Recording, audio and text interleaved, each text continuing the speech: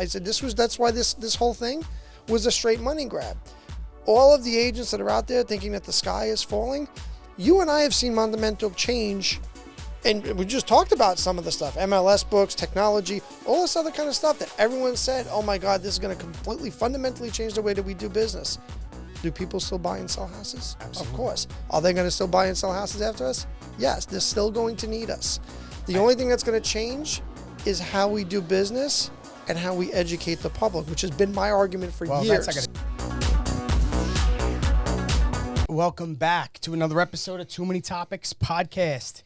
Tonight we're in the studio late night again, and I got a good friend of mine, Realtor. I said that right?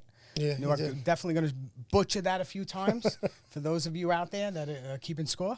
But I have Mr. George Wonica in the studio tonight with me, so I'm pretty excited. Me and George kind of have similar backgrounds, so I'm excited to kind of shoot the shit with him a little today, and a lot going on, right, in the real estate industry, so I think we're going to have a great little conversation. But for those of you that don't know Mr. Wonica, I went on his LinkedIn. Mr. Wonica, and it took dad? a lot of time. Yeah, is he coming? No, okay. Mr. Wonica's my dad. Come on. That's true. That's true. George. But I will try to give you as much as I was able to absorb today as I was reading his bio on LinkedIn.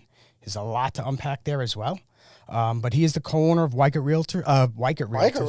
Oh, did I just buy you out? Was that what happened here? You just heard it here first. That is fantastic. We took a picture a long time ago and said big things coming. And I just let the cat out of the bag. Just let the cat out of the bag. Yes. But no, it's close, right? He's the co-owner of Wonica and Associates Realtors, licensed associate broker.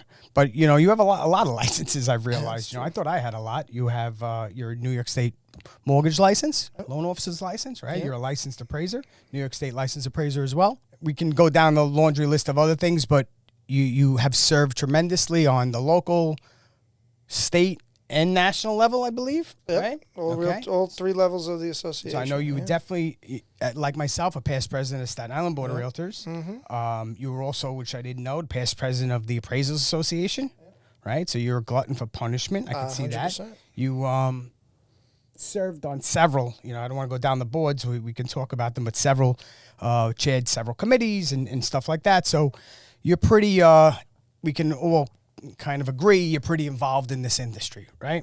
I would assume so, yeah. Yeah. How long are you doing it now? About 30 years, a little over 30 years. Yeah, wow. So you started young as well.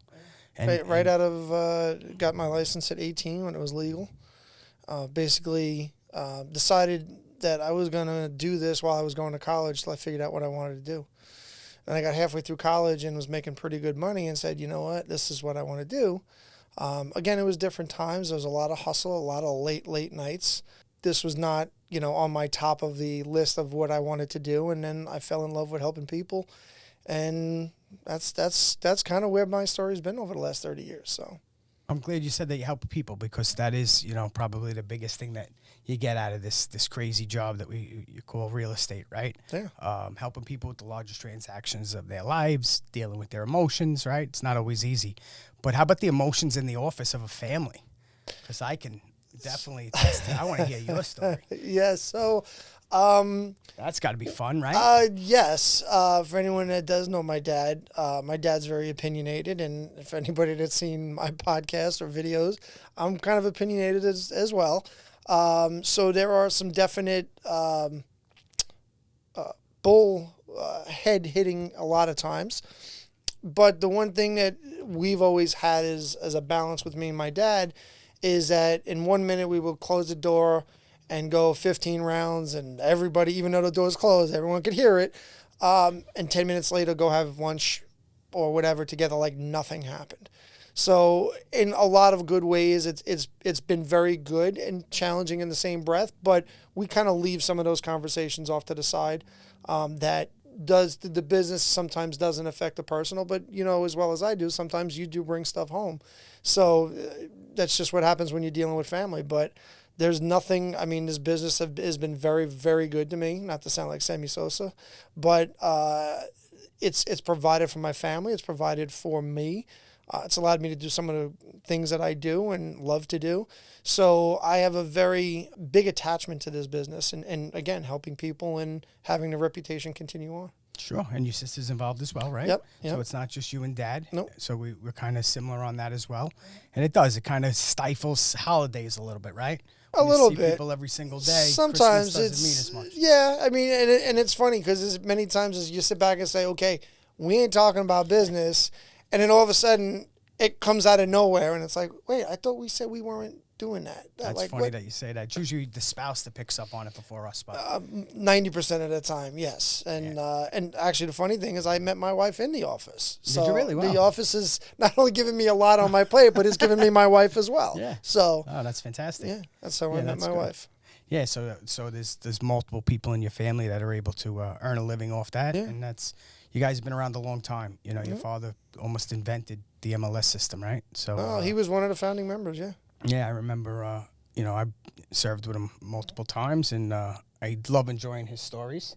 Oh, he's got lots of those. He can tell you where everybody came from and how this started and how that started and kind of go. Well, from I always there, said that, right? The truth of the matter is, there's probably 4 or 5 brokers on Staten Island that the majority. Well, today it's different, right? Over the last 5 years, been a big influx of new agents in the business. But before that, right, a majority of them came through those 5 offices. Yeah. Right, and that's something I think people used to say that to me, like, "Oh, are you mad that a person leaves?" And I said, absolutely not. You know, normally that's, the progression is to go open up your own place. So if you can say, hey, we have 30 brokers that came out of this place, that's actually a badge of honor. It's not something to be. It is a lot of people. My dad had a lot of companies actually come out of our company as well, and people leaving, that's going to happen in every business, right? In other businesses, they have headhunters that go out and look for other people's people. The biggest problem, at least that I have at times, is the lack of loyalty. And you and I have had this conversation a lot of different times when it comes to loyalty. It's tell me what there's an issue and let's see if we can resolve it and let's see if I can do something to keep you here. And if I can't, okay, God bless you, best of luck, and kind of go from there. And it's almost seems like everything goes out to the highest bidder as opposed to where's the loyalty that started off when you came here and that kind of stuff goes on. But it's going to continue to go on. But yeah, well, Staten Island's a rare place like that. You're right. I think that because there's a lot of part-timers in the business, people don't necessarily care about the value of an office. They care about the time they might have in that office. Mm-hmm. Right. So you see a lot of people might migrate to an office that seems a little funner. I know through the years of, some odd decades that we've been in this business, we've had offices that were a little more on the corporate side and we had offices that were a little more on the fun side. And they basically, people migrated to them with those personalities. So it's not always, why I think you leave for something bigger and better. It's just sometimes people just leave for whatever, party they might be invited to. That's a lot of that. Yeah, 100%. The split thing, in our market anyway, has gotten completely out of hand from I believe from a broker perspective. I would agree with that. It's difficult with the margins today, but to each their own. Everybody's got a different model, right? Everybody's got a different process. So, but enough of that. I don't really. It's not about me, right? Next when I'm on your podcast, you can. But I do want to dive into. There's a lot going on in the industry right now, right? Sure. We just had this monster lawsuit that was settled on Friday that I think obviously is going to change the industry. But let's back up before we even get to that, right? Let's talk about, your experience with associations. Sure. I've had probably a tenth of the experience that you've had, but I'm curious to talk about your journey a little bit, Sure. and why you decided to step out of the regular position of making money and then go into the volunteer position. Sure. So, not that you stepped out of making money. Well, no, because you're still, while you're doing these positions and while you're helping to serve the association, it's essentially it's just like anybody else when they're looking to give back to their community and they're looking to give back to their business and their profession. And that's honestly how I got started in doing it. My dad was a local president. He was a state president. He was a NAR regional vice president. And back when I started, I'm like, okay, these are the kind of people that I want to be like. I would look at the state association and not just my dad, but gentlemen like Greg Connors and Gary Kenline, and all of these wonderful business people and people that are around a community and wanting to do the right thing for realtors and the business in general. And what I think happened with me was I tried to do everything to show that those are the people that I wanted to be like. Those are the people that I want to aspire to. And it essentially changed overnight. That was my next question. What happened? So, people will watch this down the road and they'll say, well, he's got sour grapes and because he didn't win. Well, I ran for office. Which office was that? I ran for state president. I was president, obviously, of Staten Island. I was also president of Brooklyn Board of Realtors as well. I missed that one.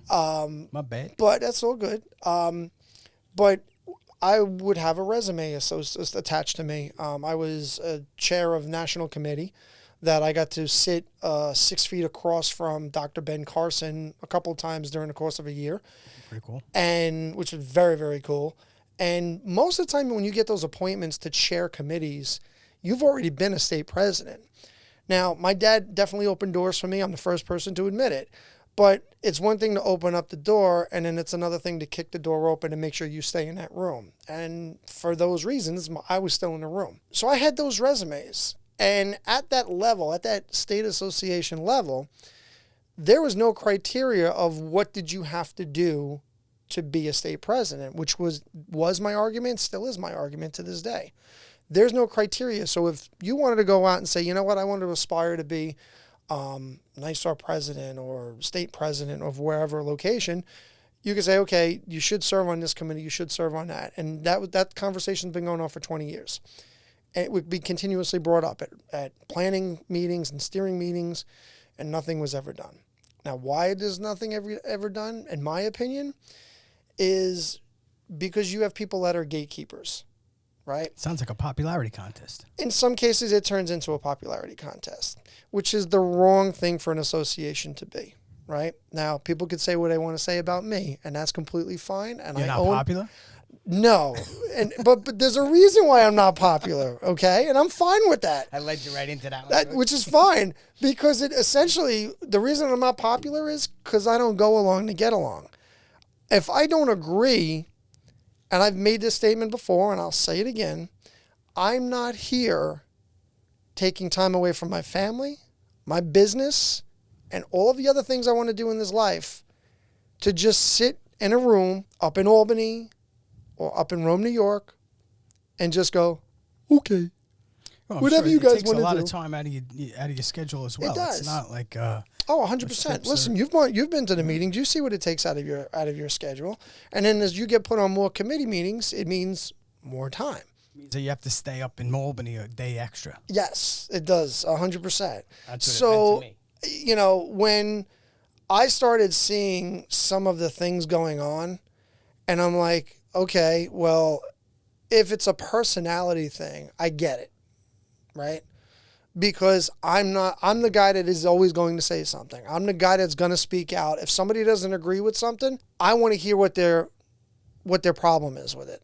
Talk to me. Let's talk about it. Let's see what the problem is. Because in my opinion, that's what a leader does, right? Let me hear your issue with what we're trying to do here. Because your issue might make what we're trying to do better. If I can say, okay, well, you have this issue, somebody else is going to have it too. Let's see if I can make this better so everybody can get behind it. Because that's what a leader does, right? They lead. And there was a number of different occasions that I can go back to where I said to myself, I brought valid conversations up. Nothing got done. I was quote unquote, I was being the anti-everything, which was not the case. I'm like, I can get behind this, but I asked 3 questions you didn't have the answers for. If you don't have the answers when we go to our elected officials, how are they going to ask you the same questions to get the same answers? And after a while, I started to say, this is like spitting in the wind. After a while, when you get kicked in the head a couple different times, you go, I ain't going to do that no more. Yeah, no, I understand. Why do you think it's so difficult to get good leadership?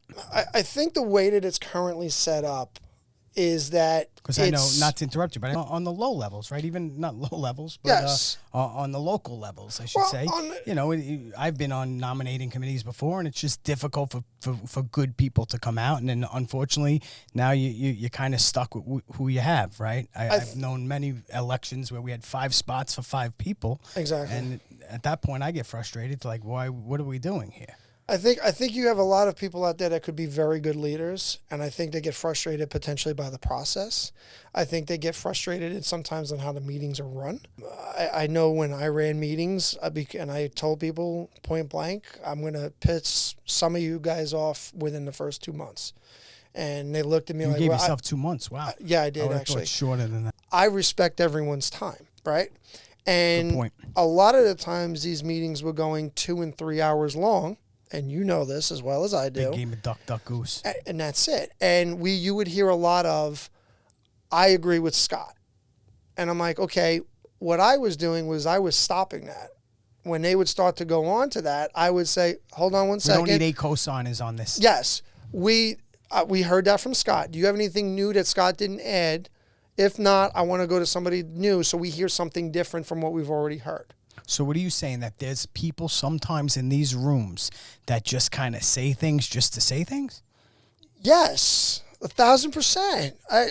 I know it's a difficult concept to understand, but 100%.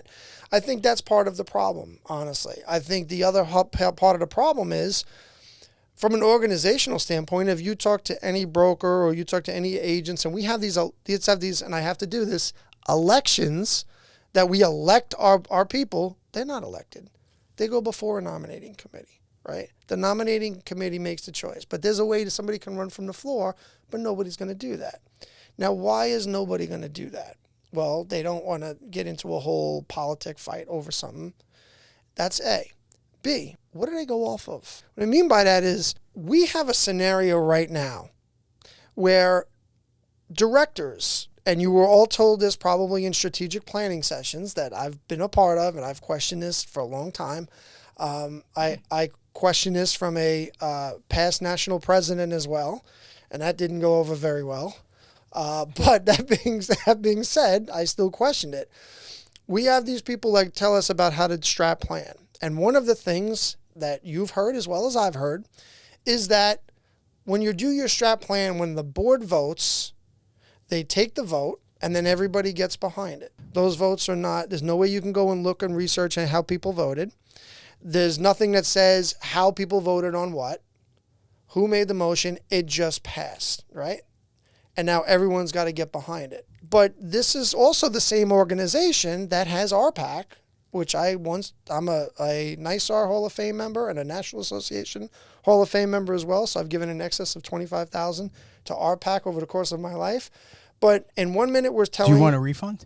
There's days I do. But you have this part of your organization... Partial payment? Yeah, having this part of your organization do this. But then you're having RPAC, which doesn't go Republican, doesn't go Democrat. It does what? What do we tell everybody? It goes based on how our electeds voted on our issues. So now, granted, I'm Polish, but if we've got this part of the organization saying we give money to people based on how they voted, then why, when we're having our own directors, we don't know how they voted, or our members don't know how they voted? To me, that is nothing more than a gigantic hypocrisy. And I've been saying this for a long, long time. Now, you're speaking from what level? Because I would think that...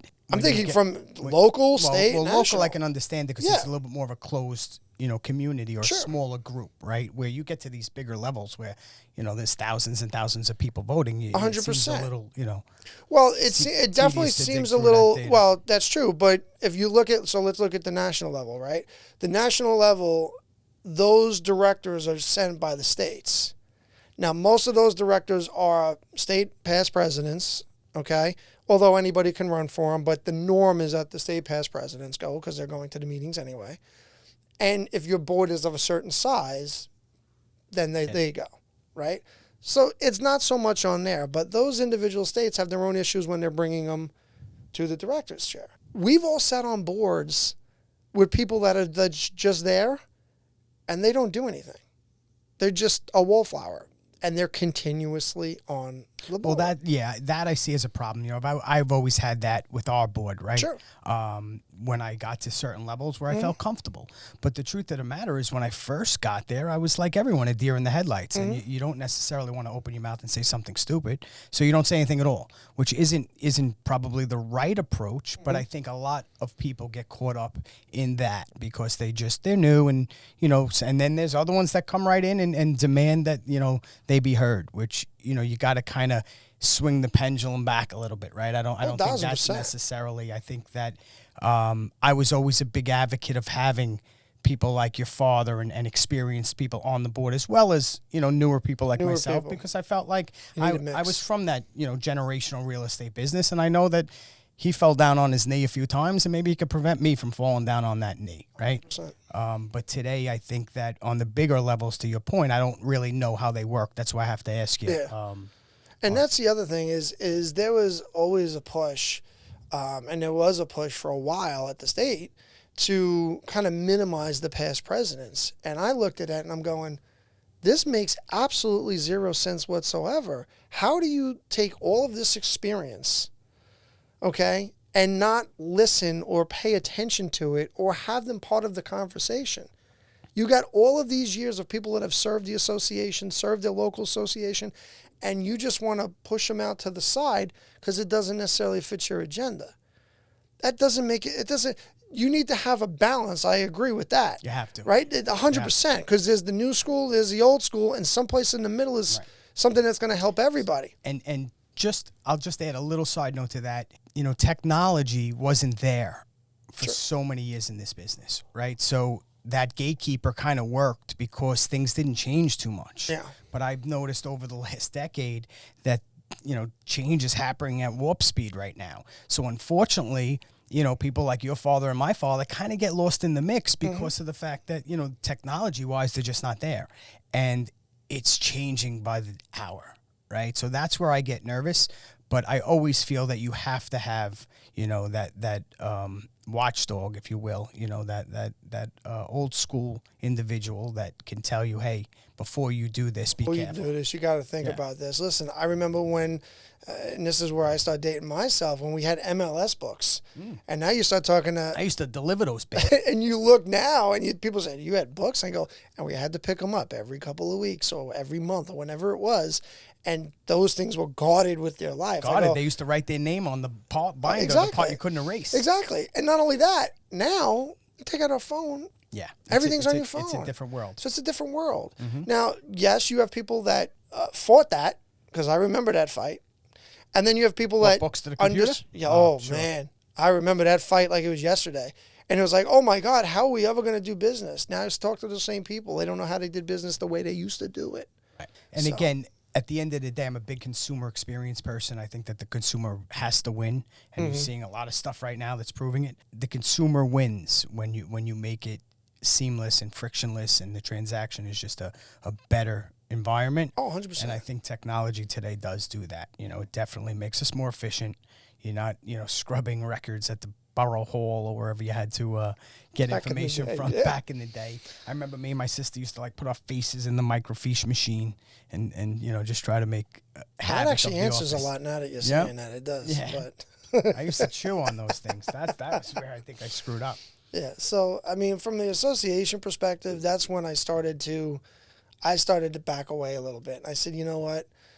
My efforts is, when your efforts aren't appreciated after a while, you kind of sit back and you go, all right, cool, I'm good. I've got a lot better other things to do with my time, where if what I'm bringing to the table is not being asked or being appreciated, I don't have to be at the table, which is fine. There are people that don't like that. I get, which is very nice, that I get consistent phone calls on a yearly basis about, oh, when are you coming back, and when are you this, and when are you that. I just don't, in the current state, there's no reason for me to want to come back. And a lot of people say they feel that that's sad. I don't disagree. But I think we've gone way too far to one side, where it's like there's got to be some drastic change, which I also believe is coming as well, based on the stuff that's going on with the lawsuits and based on something else. I said a very, very long time ago in one of the last organizational planning meetings that I was in, well before any of these lawsuits were part of it. At some point, technology is going to make what this association does obsolete or negate it. What is our value proposition that can't be used with technology? Well, the technology can't do this. Technology can't give education over the computer, huh? No, but a wise man once told me that until I meet a tweet or an email or a text that can reach out and shake somebody's hand, I'll still have a job. So I do believe in the belly-to-belly. Maybe that's the old school me talking. I believe in the belly-to-belly. But from an association perspective, where how many of your agents have seen anybody from NYSAR or the state association or national association? Probably nobody, right? But if you went out around and polled them and said, part of your dues that you pay every single year, a portion of that goes to a state association, what do you believe you get out of that? I bet you a handful of them say, I don't think I get anything out of it, if not more than a handful. I'd probably press to say more, right? And I don't know why that is, right? Is it a bad job on the agent not wanting to find that information? Is it a bad job on the association not putting it out there and disseminating it the right way? Is it a mixture of both? I don't know. I think sometimes with agents, I mean, first, I think the bigger problem with the industry is the fact that we have a lot of part-time agents. So they don't necessarily care to get that information, or it doesn't really affect their 1 or 2 deals a year that they do. So they just feel like it's a VIG they got to pay to be in the business. 100%. Right. And if all of a sudden now, because of these lawsuits, that VIG goes away, do you think an agent is going to be, do you think that if it had to be voluntary, I'm just saying, if it becomes voluntary, which is what I called 15 years ago, I'd said being a realtor is going to be voluntary at some point. The 3-way agreement is going to go by the wayside. There'll be 6 members. I think you'll see, personally, I believe you would see people be members of the National Association because it's a national organization. I think your states will come down into regions. But I always think there's going to be a reason to have a local association. I do think associations are going to merge. Okay, that's just my belief, and I said this 15 years ago.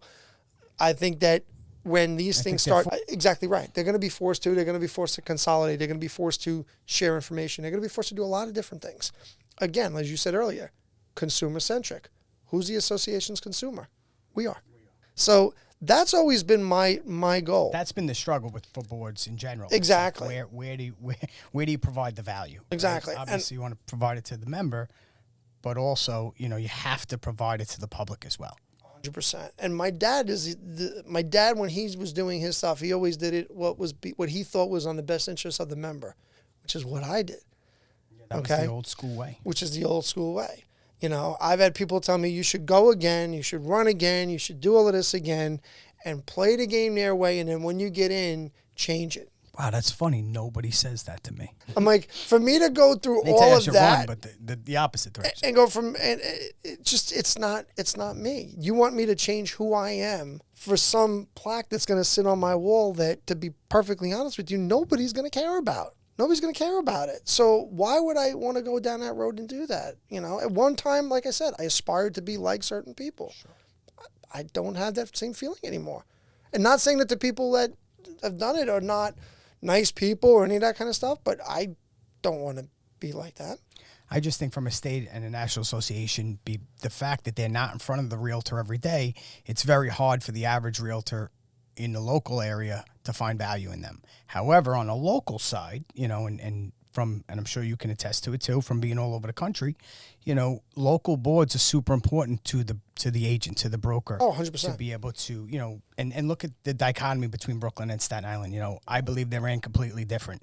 100%. I can attest to it, actually. Yeah, Brooklyn's a little looser than Staten Island, for the lack of a better word. But I feel one thing that, and when I was president, I've got those calls too. What do you do? What do you guys do? You sit in the room all day. What do you do? You don't do anything.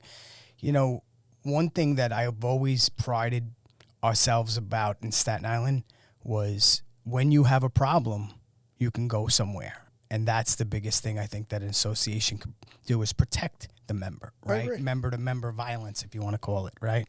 And we see a lot of it here on Staten Island. and a lot of it goes undetected because people, for whatever reason, don't want to talk. But I believe that's probably the biggest strength of Staten Island's board is, the fact that they're able to kind of police the action. They've done a pretty decent job with data and protecting the data and stuff like that. So, certain things are good. But to your point, sometimes people just take these things because, someone taps them on the shoulder and says, hey, you're the 19th person on my list. The first 18 said no. What do you think? Right. And then some people, listen, to me, and I got to be honest, I think a lot of people take it for self-serving reasons, right? Oh, 100%. They don't do it for, and that's across the board. I'm not talking anything specific here. I'm just saying in general, I think just people sometimes take those positions because they like to stand up in front of people and be recognized. Resume building or email signature. I like to call it email signature because I've seen some people's email signature and they have every office, every award, everything that they've ever done. And I'm going, do you think anybody cares about that? Yeah. Like, so what? It's almost like the high school picture that they put up. Yeah, it's like, what do I get? Like, nobody, the general public doesn't care about this stuff after a while. It's nice that you did it. But the thing that drives me nuts is when some of the people that have been in these offices and I'm looking at some of their Facebook feeds and people that they don't know, so I do have to say they don't know, thank you for your service. And I'm like, you and I will probably look at it and go, did they not realize this person doesn't do a damn thing on this committee? But they have, listen, I used to say that all the time. Me and Barbara Corcoran have the same exact license. Yes, that's true. Do me and Barbara Corcoran do the same thing every day? She's pissed that she's got the same license as me. That's true. Right? That's true.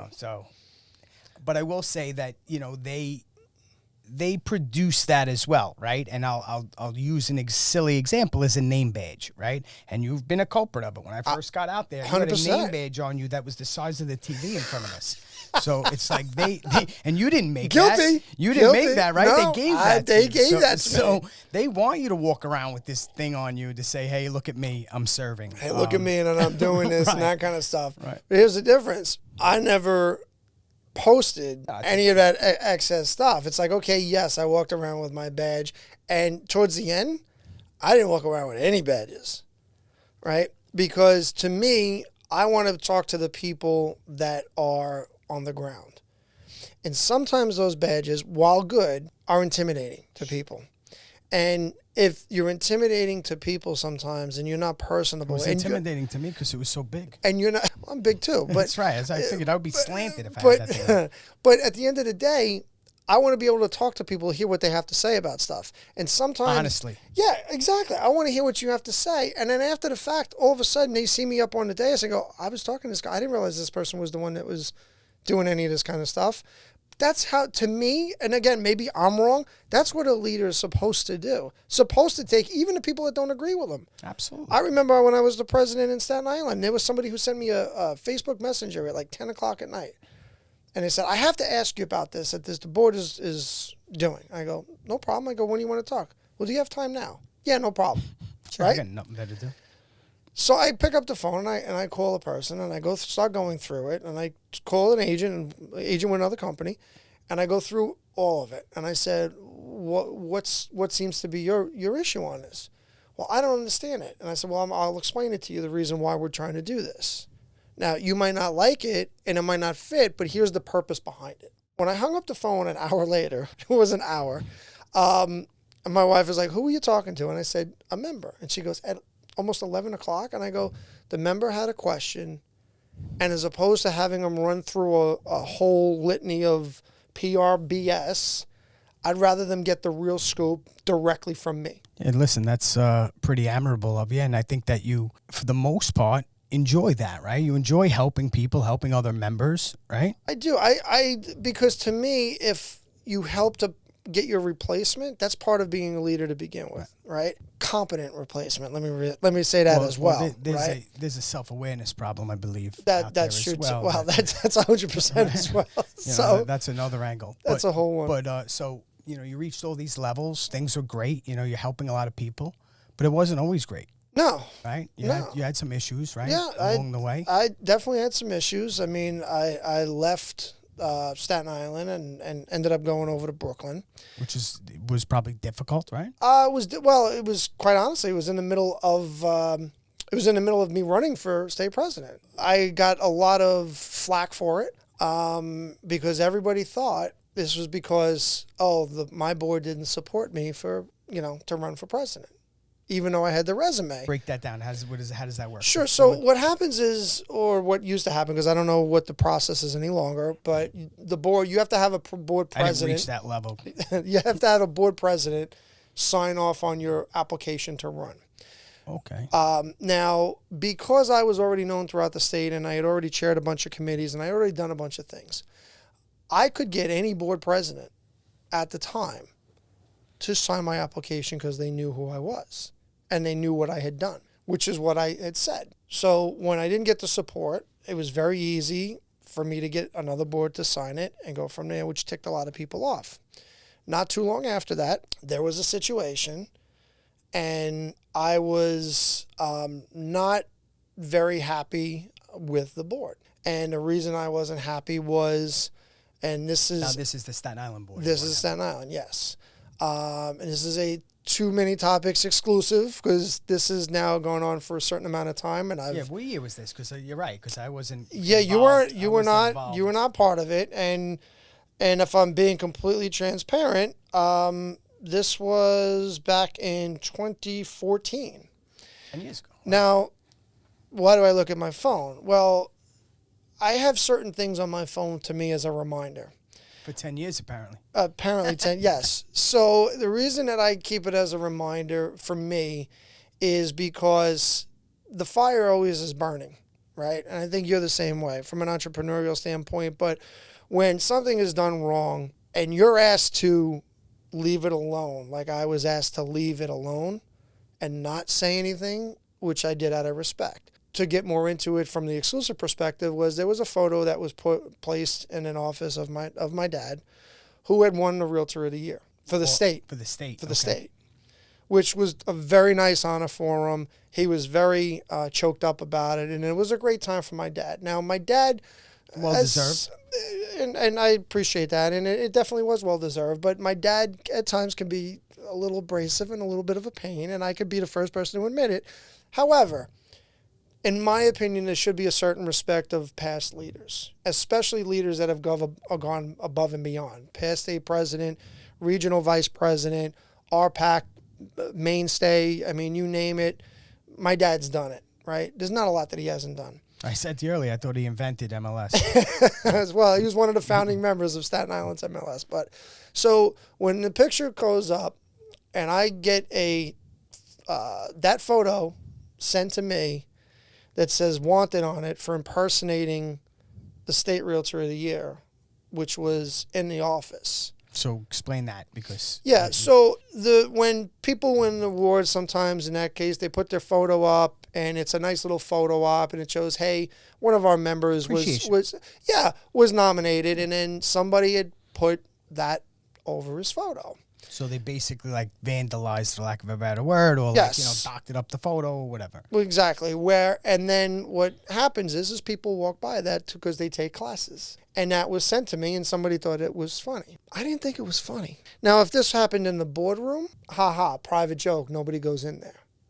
But you got general public walking to go through class, that has an effect on somebody, right? Plus, in the boardroom, you have relationships with people. Exactly. I can say something to you that maybe somebody else can't. Exactly. But if it's on this picture in the boardroom, which is where the past presidents, all of our, maybe mine's not, maybe it's got a big blackout in there on my picture at that point. That was definitely vandalized at this point. I can almost guarantee that. But at the end of the day, here's an elder statesman, and you're disrespecting him, and not only disrespecting him, but where the general public walks by, and don't get this twisted. We're all business people. We're all in the community. That stuff's going to go back, and it did. The photo got taken. It was sent to me. Today would have got to you in a millisecond. Well, it got to me pretty quickly, quick, yeah. And I went, I went ballistic. And I went up to me. I know it's very shocking to hear. I thought you said your dad was abrasive. So he is. So I mean, I know where I get it from. But at the end of the day, I went ballistic. I went up. I'm sure. I was in my dad's office. I'll never forget it. And I'm like, I'm about to rain hell. I bet he took the opposite approach. That's 100% what he did. Which is a shame, right? He told me, he let it out and said to me, I need you to leave it alone. And I said, are you kidding me? I'm like, and he goes, I'm telling you, I'm asking you, leave it alone. So Put you even in a worse position. I put me in a much worse position, right? So now I'm sitting there and I'm very, very angry, okay? And I'm just sitting back and I'm going, the guy who taught me everything I know, It's also your father. and is my dad, Right. I mean, that's... is asking me to leave something alone. And I'm literally ready to just, flip tables, do whatever I have It was to do. disrespectful. 100%. Is asking me to leave it alone. So out of respect, I'm going to leave it alone. However, I can't, in good conscience, pay dues to an organization that's doing this to a guy like that. Unfortunately, it was bad timing, right? Really bad timing, right? And at this time, I was doing my George's gripes, and I was doing all of that kind of stuff, and he asked me to leave it alone, and he asked me, don't blow it up. I'm asking you to do, and I said, Dad, I'm also in the middle of a campaign. You can't expect me to stay here because I'm going to move, and you know what this is probably going to turn into. Oh, he left because of this, that, and the other thing. And he said, we'll deal with it. He goes, the people that know you are going to know something else is up here. And for 10 years, I've stayed quiet. I've not said a word. There's maybe, I can count on 5 on my hand how many people actually knew about that photo. And I keep it there, quite honestly, as a reminder that no matter how much you do, no matter how much you give, there's going to still be people that are not going to like you for it. Oh, but that's society, bro. And that's 100%. And it's just a constant reminder for me. I wish it was just the real estate industry. So do I. But it's just a constant reminder to me that anytime that I'm getting to that level, I go and now I look at that photo, and it's just like, and I can hear him saying in my head, leave it alone. I'm asking you to leave it alone. Listen, I think it's nice. That, and my detriment, mind you. Of course. And I think it's nice that, you spend your time and you try to do your best to give back to an industry that kind of gave to you and your entire family, right? That's how 100%. I look at it. But comes a point in time where, I don't want to call it charity, but, shit starts at home, right? 100%. when I got to make sure my home is good. And then I can, I can't, give you shelter if I don't have shelter on my own. 100%. Right? It's like, that's why they tell you in the airplane to put the mask on yourself first and then your child. And then your child. Right? 1,000%. Right. 1,000%. I mean, there were times when my kids were very, very young, and I was driving down to Washington, D.C. for a couple of days of meetings for NAR, and right after I left those meetings, and they were separate meetings, not the normal meetings, they were like when you're on those good committees, or what they call the good committees, where they had their own separate meetings outside of it, and they pay for everything. Then from there, I was leaving at 5 o'clock in the morning to go make state meetings right after that. So there's a lot of stuff that goes into it that some people don't see. Absolutely. And then after a while, you kind of say, why am I doing this for? And especially, after going through that as well, right? Yeah. You're trying to do the right thing, and then the board that you're, trying to do your best to represent, right? And protect, I guess, you felt wasn't treating you the same way, which I can completely understand. I didn't know that story. I'm glad that you were able to share it. I hope Forget about me. But I hope it makes you feel a little better too that you're able to get it out there. Oh, now I'm ecstatic that we joke about that a lot. Oh, right? In 100%. this industry, like there's a perception out there, and then there's reality. And then there's what the reality of the situation is. And again, forget about treating me. I could take it. I'm a big target. I'm a big boy. People say whatever they want to say about me. I got no issues with it. But when you start going after one of our elder statesmen, that's when I got a problem. Yeah. That's when I got a problem. As difficult as sometimes they can be, or our elder statesmen can be, we're nowhere without them paving that road. So they've paved that road for the rest of us. They deserve But again, respect. It goes back to who you're paving the road for.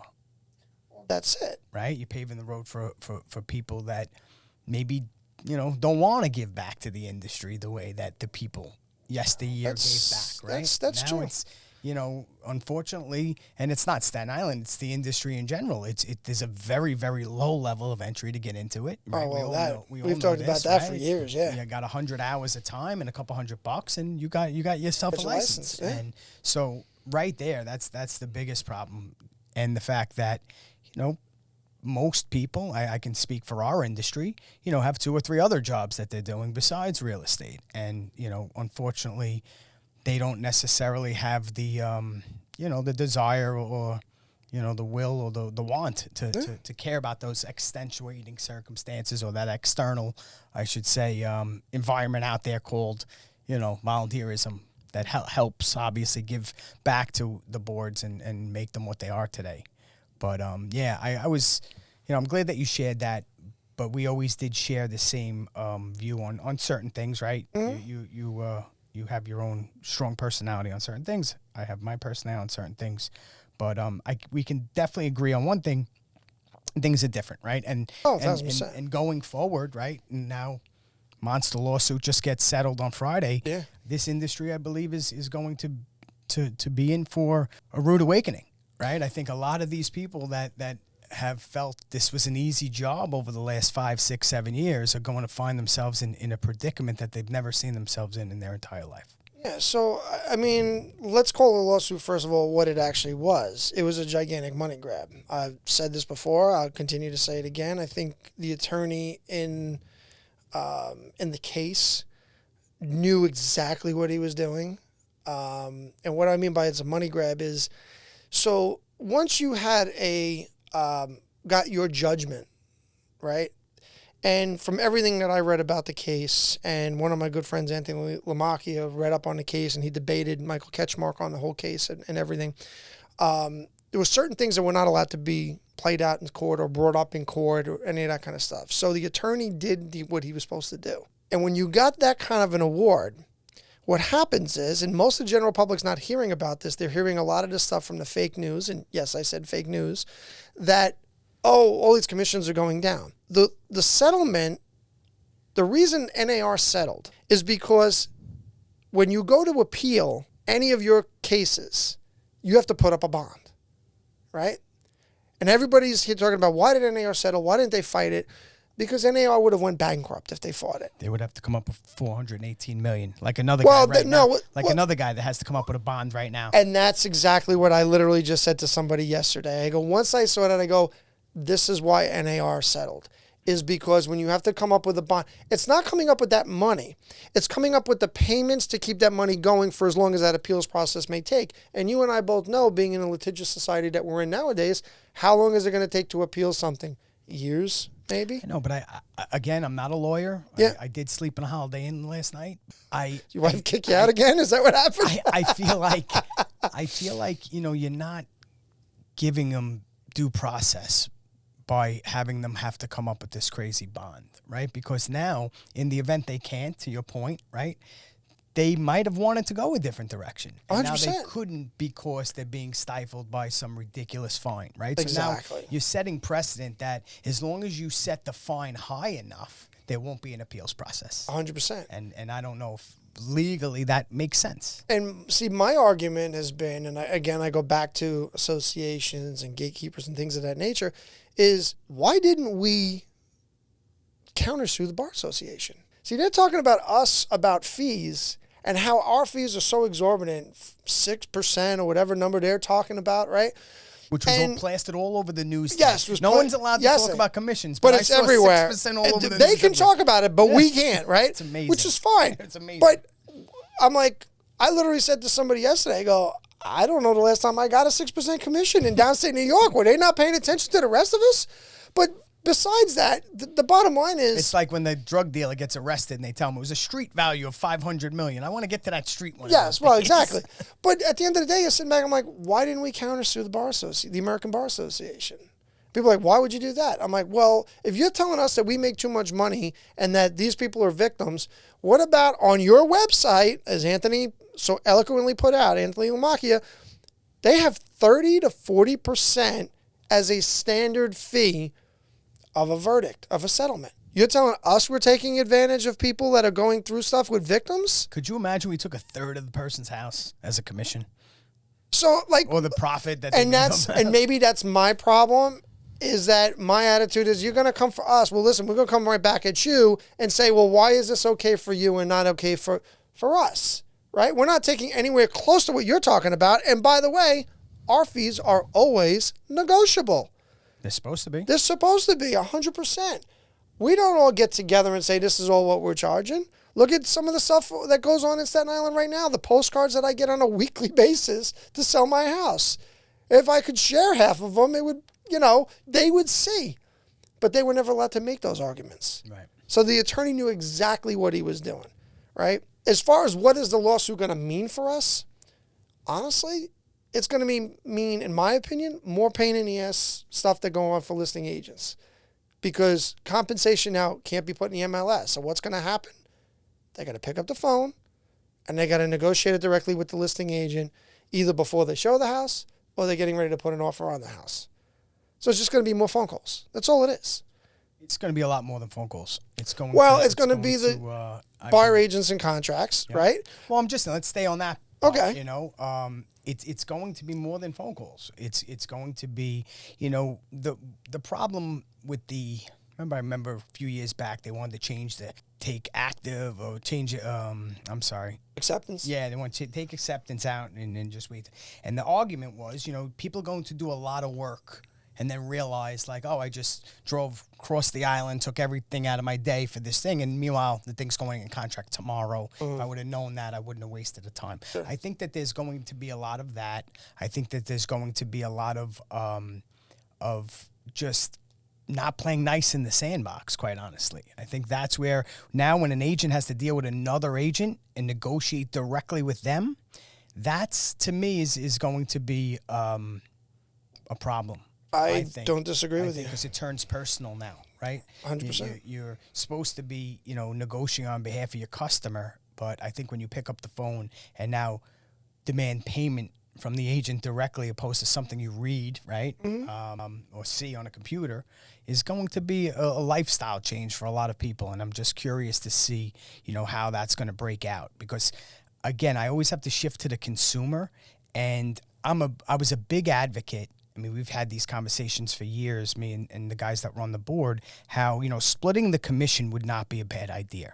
I was always an advocate of it. You know why? For a lot of reasons. One, I felt that 95% of the time when you get to a closing table, the buyer and the seller have no idea who's paying what. The listing agent, tells you, oh, no, I explained it very clearly to the seller that I was getting the majority of the money and the pennies were going to go to the selling agent, until at the closing table, the two agents get up and start screaming at each other, right? So there's no transparency there. The consumer loses. I think by separating it, you at least know what you're getting, why you're being paid. At least I know as a consumer what I'm paying for, I should say. How many times did you hear agents say to a buyer, oh, the commission's free? It's free to you. It's not free. No. It's not free, because if it was free, the price of the house would be cheaper, right? The seller has to build in his cost of closing costs. Well, no, his cost to do the transaction, exactly. right, into there. So if I have to add an additional fee on, which was probably a big crux of the lawsuit to begin with, that could be a problem. But I got to ask you, do you see an environment where sellers could actually get hurt in this situation?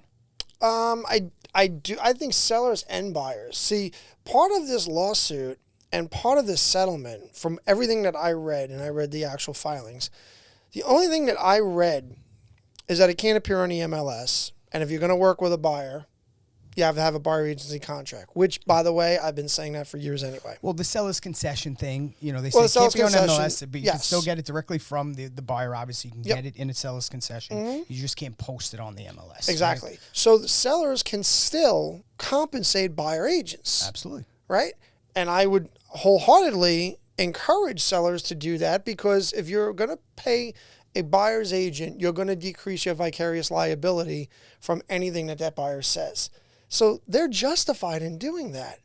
This is going to do nothing having to do with commissions. I said it from day one. I said that's why this whole thing was a straight money grab. All of the agents that are out there thinking that the sky is falling, you and I have seen fundamental change, and we just talked about some of the stuff, MLS books, technology, all this other kind of stuff that everyone said, oh my God, this is going to completely fundamentally change the way that we do business. Do people still buy and sell houses? Absolutely. Of course. Are they going to still buy and sell houses after us? Yes, they're still going to need us. The only thing that's going to change is how we do business and how we educate the public, which has been my argument for years. Well, that's not going to change. You should always educate the public. 100%. But I do think that there's going to be lead sources out there that are scrambling to figure 1,000%. out where their income is going to come from. right? I couldn't agree with you more. Buyer-based lead sources that are out there, I'm not quite sure. I think that, and you saw, if you look at these different companies that are out there publicly held, they all took a beating on Friday. I did. Right? Saw it right away. So I think that that's going to be a huge shift. Mm-hmm. But I also could see this is going to be market-driven, right? As long as in the market we're in right now with the low inventory, listing agent's still going to be king, right? But now why I led that question earlier to you was because what if an environment is where is a shift in the market, right? So now, and there already is a shift, right? We've definitely flattened out at the very least, right? So that seller's concession thing might not work, right? Because I need that appraisal to come in. And now if I'm already inflating my price because my seller is in 2022, and now I got to try to build in something, right? That's going to hurt that. I think it could decimate the first time or that younger, but I can't even say age, right? It has nothing to do with that. It's that low down payment buyer, right? First time, 100th time, whatever it is. If you have a low down payment, you have no extra funds to pay anybody, right? So now you're kind of exiled, right? Sure. And then where I do feel could be an issue going back to, the market-driven approach is in the event that the buyer now becomes in the driver's seat. What is that buyer's agent? Does that buyer's agent maybe say to you now, I want X, Y, and Z now for me to bring my buyer in, where now they're grabbing a couple of crumbs and they're satisfied. So and now the seller pays more money. Yeah, I mean, I think that's all great points. I think, as you said, everything is market driven, right? So I think that once the settlement becomes finalized, because as of right now, it's not finalized. Yeah, that was another question. Can I stop you for a minute? Yeah, because absolutely. I read something where it said that it has to get court approval. Yes. And that could take months. Yes. How is it going to go into effect July 24? Because, the way the government works is because we said so, and that's basically how it rolls. So what if the court doesn't approve it? Then they got to go back to the drawing board, and I'm pretty sure that we'll get more updates that this has now been stayed off. Because verbatim from the email that I got said that it could take months. Yes, 100%. And, we're already in April almost, right? Listen, I agree with you, but I hope they meant like 2 months. We'll see. But when it comes down to once the all of the ink is dried, right, I think what you're going to end up seeing is, yes, a situation from the market. But then I also think, again, the best part of this is because it's the market, there are going to be certain people that are going to have to do things like the government, right? The Fed's going to have to come out with some policies that if buyers are having a hard time buying, and those first-time home buyers that you're talking about, and those low down payment FHA, VA, you can't include those fees in VA. So veterans, the FHA and VA came out today. Well, not today, but they came out and said they're not. This is a problem. Yes. So now veterans are going to have a hard time buying a house.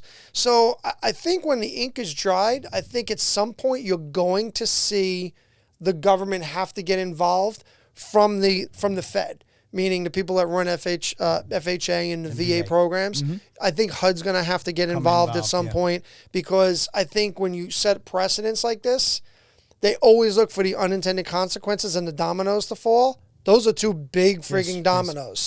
Big unintended consequences. And now everybody that's part of that wants to get elected. So you want to make sure you're doing stuff for our veterans and our first-time home buyers. So something's going to get done. I hate to say this, the skeptic in me, but they got to wait for the ink to dry. But I cannot see FHA and VA not doing something to help with this situation where it allows them to do it. It's just because it's a public relations nightmare if they don't. It'll be a public... Listen, we've seen all these colossal changes, and then they have to act. I wish they would act the way we have to act in our business, otherwise we go out of business. But they're going to act when they start to see this is becoming a problem. I'm curious to see where the membership levels are going to land. What's your take on that? You think you see a mass exodus in the industry? It's when I do instructing and I teach and I teach the agency class and that kind of stuff, and I tell the students it's my favorite word when it comes to business. It depends, right? What does it depend upon? Is it starting to depend on that you don't have to be a realtor to be a member of the MLS, that you just have to be a licensee? There's talks about that going on all the time. You have MLS consolidation that's going on all of the time. I think that at some point, and we said this for years, I think DOJ is going to get involved and start looking at the three-way agreement and start to see, one of the big things from COVID that people started asking me questions about was everybody during COVID was looking at the subscriptions and go, I didn't realize I still had this. I didn't realize I had this. There's apps now that do that. But from an association, if they don't feel that they're getting value of it, they can't get rid of it. I think that's going to turn into an option at some point. Do I think that that's going to mean people are going to leave? Not entirely. Well, let me ask you a question, because the big topic right now is the tie-in agreement, right? That you have to belong to the association, to belong to the MLS. Yep. If people, if MLS is a bill for cooperation and compensation, and now you just, took 50% of that away, right? What's the value of the MLS to people? Exactly. Right. And secondly, and these are questions, do you think that people will feel that they have to belong to this club to get access to the data? I don't think that they feel I have to be access to the club. I think what the organization and the association need to do is they need to take a really, really good, hard look internally and say, what do we give from our members? And look at it from the perspective of, let's not believe our own bullshit, right? Let's go out and really have a conversation with members. And like I said, I was talking about value propositions. I brought this up 10, 15 years ago when we were talking about our state. And I said, what's our value proposition? Well, we give great education and we're politically, we're advocacy and that kind of stuff. And I'm like, okay, fine. If I can do education online and it's something that you don't offer, now I just pulled one of your main things out, right? Do we want to talk about political advocacy in New York State when over the last 10 years, it's become a lot more difficult to practice under real estate laws? That's what I was going to say. If you want to bring it up as a negative. but see, these are the things that we have to look at, right? And this is why you need leaders that know what they're talking about, have the gumption to pull it off, and are putting people that know this stuff in the spots that they have. That's where I believe the associations have potential issues. The National Association, I think you're always going to see the National Association, in my opinion. I do think there are some very bright people that are there. I think there's been some unfortunate things that have gone on recently, whether it be with the leadership. There's been leadership issues there as well. There's big leadership issues. Big leadership issues. I mean, one of the people that I know was looking to run, and this is part of the problem, right? We keep going back to the gatekeepers, right? There was somebody that was looking to run for national vice president, which is the step up to go to president. Goes before the qualifications committee, which they have one at the national state, but they don't have it at the state, and I digress. And were deemed not qualified to be the national president. Okay? Wait, no, because this gets better. This person was running for elected office. Not once, not twice. National gave her RPAC money to run not once, but twice. So now, again, I bring this Polish out of me because I asked the stupid questions. Hold on, let me get this straight. You're trying to inject logic. That's your so they can be a congressperson and they're qualified for that, but they're not qualified to be the president of a volunteer organization in their profession, and that they don't get money for, that you were going. A lot of sense. So, like, what? Like, where does that add up? Yeah, but that goes back to, the problems with leadership and why I think people throw their hands up in the air and say, I don't want to do it. Right? And that's why, part of some of this stuff, I'm like, you would ask this of any regular person, and they would say, well, there's others, and this is the thing I had, well, there are other circumstances. What are they? Are people not allowed to have an opinion? So if all of a sudden people said they wanted to draft me to be NAR president, and you and I are doing a podcast like this, and I say something on the podcast that some people might not like, that means I'm not supposed to speak. I'm not supposed to give my opinion. I'm supposed to just sit in a corner and go, okay, I don't have an opinion on this, and this is my business, and this is what I do every day. I'm not supposed to have a regular generalized opinion. Come on. Oh, free speech is a thing of the past. But this is the kind of hypocrisy that we're fighting, where some of us, like me, just sit back and go, you know what? You go run the place into the ground, because I don't feel the need to. Yeah, I'm sure that sentiment is not just you. I'm sure it's across, multiple levels. I mean, this is on the state association level, and this became funny to me, right?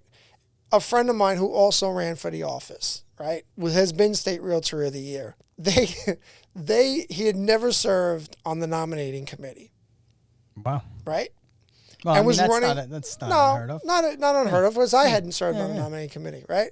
He ran for office multiple times. He didn't win. So now what just happened? They just now put him on the nominating committee. And I'm like, isn't that like the biggest kick in the ass? And like, okay, well, you're not good enough to be president, but we're going to put you on a committee that picks who's going to be the president.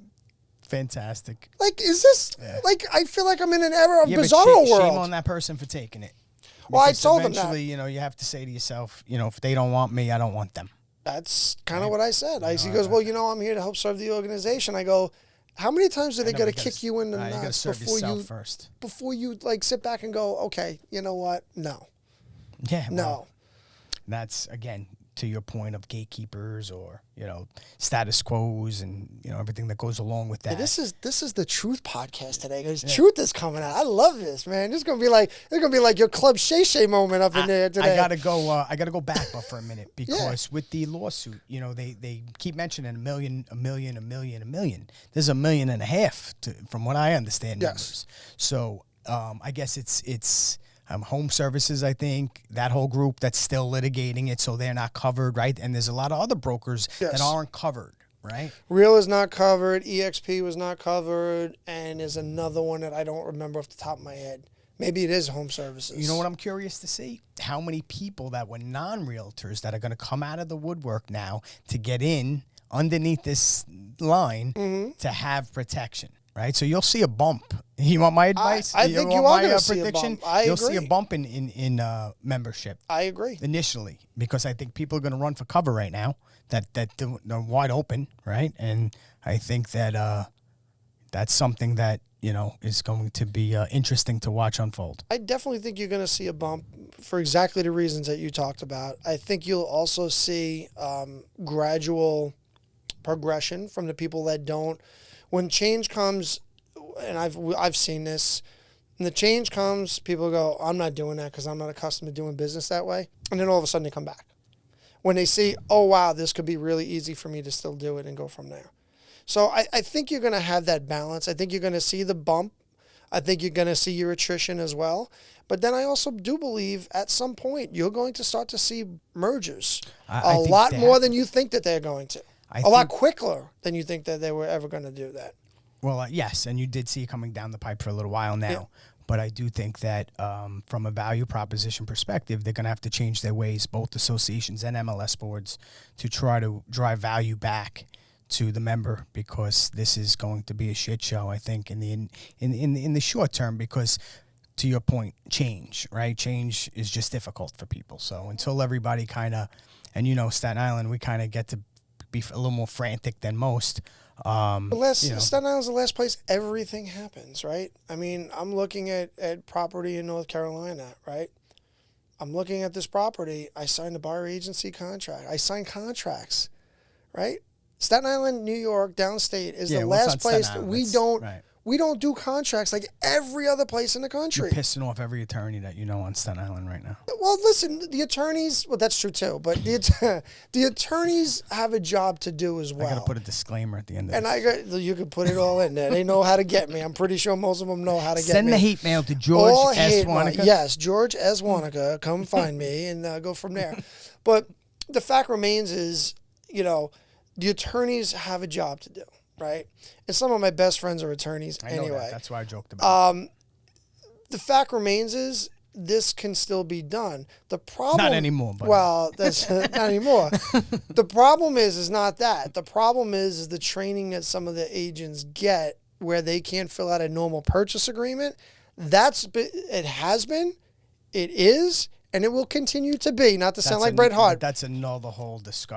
Best there is, best there was, best there ever will be. Yeah. The fact remains is that's been their gripe. It is their gripe. It will continue to be their gripe until our brokers and our agents all collectively start filling things out the right way. I know, but I'll give you a little bit about that, because I think that there's a lack of education on Staten Island for that. And I do see where I see binders that come in my office that look like they were filled out by fifth grader. With crayons, by the way. I do also believe that, you know, they're the only ones at the table that spent, you know, not the only ones, that's a wrong word to use, but for occupational reasons, they're the only ones that spent 4 to 6 years in college, hundreds of thousands of dollars, and they're making the least at the table. Yes and no. And I'll tell you why yes and no. Because how many of those attorneys, and God bless them, have title companies? Absolutely. No different than realtors having mortgage companies or appraisal companies, et cetera, et cetera. Right. And I'm not against anybody making any money whatsoever. But the fact remains is everybody is entitled to earn a living. And I'm not against it. Don't take it the wrong way. Oh, no, I'm not. I feel like, you know, they should make more money. Listen, I'm not saying they're not. and I've had this conversation with many attorneys, and I'm like, this is not going to preclude you from the transaction because it doesn't preclude other attorneys in other states from the transaction either. So at the end of the day, I do understand. It would piss me off. It would piss me off too. But here's the other half of this, right? You need leadership that can understand, like I said, we talked earlier, right? Let me hear what this other side is saying so we can figure out, is there a way to fix it? How can I pull them in to make it better for the consumer? Right? Instead of just going, let's just alienate the hell out of everybody, which is what everybody tells me I do anyway, because I'm the only one that has the cojones to come right out and just say it. Whatever. What are you going to do? This is what I think. If you don't agree with me, that's fine. Tell me why you don't agree. We'll have a conversation about it. I'm good by that. Listen, everyone has the right to their own opinion. 100%. Right? It's when people press their opinion on others is what bothers me. I think that, you know, people, you know, the age-old adage, whatever it is, like, you can disagree with me, but you're wrong. Right? I think a lot of people have that approach, which isn't the right approach. You have to have a yin to a yang. You have to have a balance. You have to have, you know, the pros and cons that come into arguments, and that's how you ultimately vet out the best decision. That's how you don't find those unintended consequences, or you find them, I should say. 100%. But you could also find that common ground, right? Like I just said with those attorneys. I don't disagree with what they're saying. Because, like you said, I've seen those same binders come into my office where I'm looking at them, I'm going, okay, this is the problem, right? So now how do we fix the problem?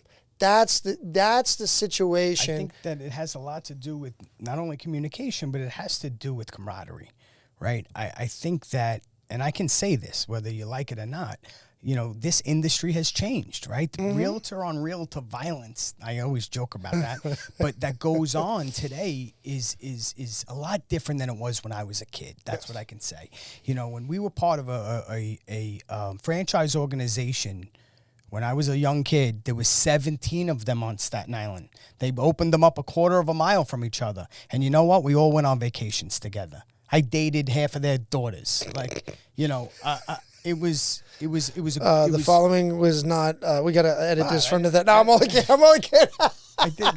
They went willingly. You do remember this day and age that we're in now, Scott. I mean, come on. Hostage. I'm just saying. No, I'm just making a point that, you know, brokers got along a lot better. Yes. You know, people were actually happy to do, and there's probably a lot of good brokers on Staten Island that do get along. But from what I've seen, over the deterioration of it over the last 30 years is just different. It's just different. First of all, could you imagine having 17 of the same franchises on Staten Island right now? Okay. No. Could you just when you have those awards, then it's half of Staten Island that's there. Oh, you don't want to get me started on awards. You know my opinion on the award stuff, don't that's you? That's a whole nother thing. But I'm saying that's where I feel like the deterioration has come from, and ultimately the product becomes worse because of it, right? If I'm enjoying working with, co-broking with somebody, the transaction has to be better, right? Opposed to me not wanting to work with that person. And, you know, I'm not saying whose fault it is. I'm just saying that maybe it's the competitive nature of the business today. Maybe it's the, you know, the margins that have shrunken down to nothing. But brokers, you know, tend to steal each other's people. You know, I don't, again, I was young, but I don't remember, you know, my father coming home in 1985 screaming and yelling that somebody took his person or he took somebody's person. You know, like, it just didn't happen today. And it's part of the business. Recruiting is a huge part of the business. But I think that's where we stumble as an organization, because, you know, we all want everybody to play kumbaya, but as soon as I leave the room, you're calling all my agents So how much kumbaya do you want me to play with you when I know just before I got in here, you called 3 of my agents? Listen, I said a long time ago, I was at an NAR meeting and I said, how is it that we can have a code of ethics but we don't have a code of ethics with each other? They go, no, that's where the code of ethics is. I go, so where's the ethics in me walking up to somebody's person, not them coming up to me and sending them postcards, calling them up, saying, I want to meet you for coffee. When they didn't come in and come out to me, that's poaching. And they said, well, there was a Department of Justice lawsuit having to do with that. I go, a lot of this stuff is just a constant barrage that we're dealing with. You don't own people, but I get it. And you don't own people, and I understand that too. Does it make it any less hurtful? No, which we talked about loyalty, right? Yeah, Where's the loyalty? There's just not. The loyalty is in the percentage split. That's what it is. But at the end of the day, you sit back and go, okay, well, my whole perspective, and maybe it's considered old school and probably yours, is, listen, if we can figure out a way to help you get to a certain number, let's come and have a conversation. There's companies that literally, before you leave, are giving an exit interview so they don't come to actually sit there, so you don't turn them back. Yeah, well, listen. And that's where where you and I get frustrated. You look at the business and you go, that's what we got to deal with now? And you wonder why we're under constant attack. And I'm like, I don't wonder. I know why, but I want to make it better. It's a very agent-centric business right now. Oh, 1,000%. And that's the problem. It went broker-centric when your dad and my dad waving the wand on Main Street, kissing the babies, right? Now it's agent-centric. When is it going to be consumer-centric? I think definitely you've got some consumer-centric now. Well, it's being forced upon the industry. That's true too. I'll disagree with you on that, right? And here's why. Because buyers now have more information than they've ever had during the course of the transaction, including when I started in this business, right? So I think we are definitely a lot more consumer-centric than people might think that we are. But I think it's a couple different things. I think it's consumer because they've got the information on their phones like we do. I think it's agent because now the agents want everything. But the argument is we didn't provide it. We didn't make it agent-centric. It was forced upon us is what I'm trying to... You just co-signed what I said by pulling your phone out and saying they have all the information. We didn't give them the information. Third parties gave them the information. But the third parties got the information from us. We gave it away for free. That's another whole argument that we won't talk about. That's true too. I just think that's where I just see the dichotomy is just that it's so agent-centric today that the broker is held hostage, right? He can't, or she can't, walk on eggshells because if she leaves the person and now, you're giving the ridiculous splits, right? There's just no margins there. I'm sorry. I have to be a for-profit company. I can't be a non-for-profit. My father used to joke about the United Way sign outside. Some of these brokers today are not making money with the splits that they're giving. Oh, there's no doubt. It's just impossible. There's no doubt. Right? I mean, my dad... You have to be an active broker. You 100%. have to buy and sell to make a living. One of the things that my dad always says, he said, I'll look at potentially paying you more money if you're looking to come in. Just show me your last 2 years tax returns to show that this is what you're doing. And agents look at him and go, well, that's personal. And my dad would go back and go, that's personal. He goes, what do you think me giving you that kind of a split is? That's where my margin is. And I don't mind giving you that if that's what you're worth, but you got to show me that you're worth it. But their worth is so-and-so said they'll give me this. That's it. That's not worth. That's their worth. I know. I agree. So I agree with that. That's where the broker is, forced to either say I'm going to give the farm away or I'm going to change my process. That's it. And so we're in some exciting times. We're definitely in interesting times. Yep. I think, and just like everything else, I think that it's going to open more people up to thinking, listen, what did COVID do to our business? COVID made it easier for everyone to work at home. Virtual offices was being talked about well before COVID. Now everybody's starting to see virtual offices and virtual companies and who needs an office anymore? Well, I disagree with that because there are a lot of individuals that enjoy coming into an office, right? It's like selling stock from Long Island. I had friends that did that back in the day. But that's a camaraderie situation. It's not selling Right. stock on Wall Street. Yeah, Yes, it's I a agree with commodity. that. But I feel like that's where I can only speak for myself. No, Like, I do 100%. better in an environment where people are trying to thrive. I Yeah. can't necessarily produce the same in my home office, which is fantastic. It's really nice. But I got my kids screaming. I got my daughter who wants to have a catch with me. I got my wife complaining that I left my socks in the hallway. I just don't have the focus that I have by coming into an office and being able to, Oh, those are all valid set points, that right? It's not for aside. everybody. Like some people say, if they worked for a company, they would But never be able today- to work from right. home. But today, to your point, it's a very transient business, right? People are remote, and the brick and mortars are going, away, which is good, right? And brokers don't have to pay for these, absorbent offices. Years ago, everybody had 5,000 square feet.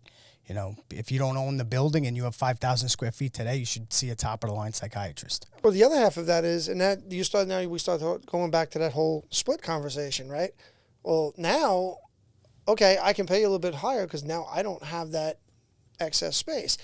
In the situations that we're kind of dancing around, that's not happens to be the case. But the fact remains is the same thing. I can cut down certain things because I don't need it anymore.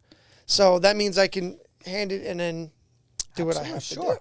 You don't want to be a glutton with profit, but you do need to pay your bills, right? Oh, And I 100%. think that see, with all organizations, right? If we don't pay our dues and Cyborg goes under, we're all in trouble. 100%. Right? It's the same way with an agency. If the broker doesn't make enough money to keep that company solvent and be able to give back to its agents in forms of different ways, then the company folds and everybody gets hurt. That's it. Right? That's it. And they say their attitude is, oh, well, they could always go to another company. But when you make a change, then what do you got to do? You got to change your cards, and you got to change your this, and you got to change your that. A lot of people, they do. I've seen people 6 or 7 places, and I mean, I don't know. You know what I call it? Maybe I'm not that friendly. I don't want to, go into 6 or 7 different places. No. I always said a real estate office is like a gym, right? Mm-hmm. We all have treadmills. We all have flat benches. Somebody's got a pool. Somebody's got a racquetball court, right? But it's how you feel when you go in that gym, right? Is it very catty? Is, a bunch of, meatheads over here or cackling girls over here that I don't really want to deal with? Or do I go in there and I feel really good and I feel welcomed and I feel like home? That's, what makes a real estate company a real estate company. I don't disagree. And it's funny because the same time of the year, I always say the same thing. I wait for the proverbial lights to get flipped on because all the cockroaches, they're all running to different companies and that kind of stuff. And people go, that's disgusting. That's what you say of agents. I go, it's funny because it happens every single year. You can watch it and almost set your watch to it. That's how funny it is.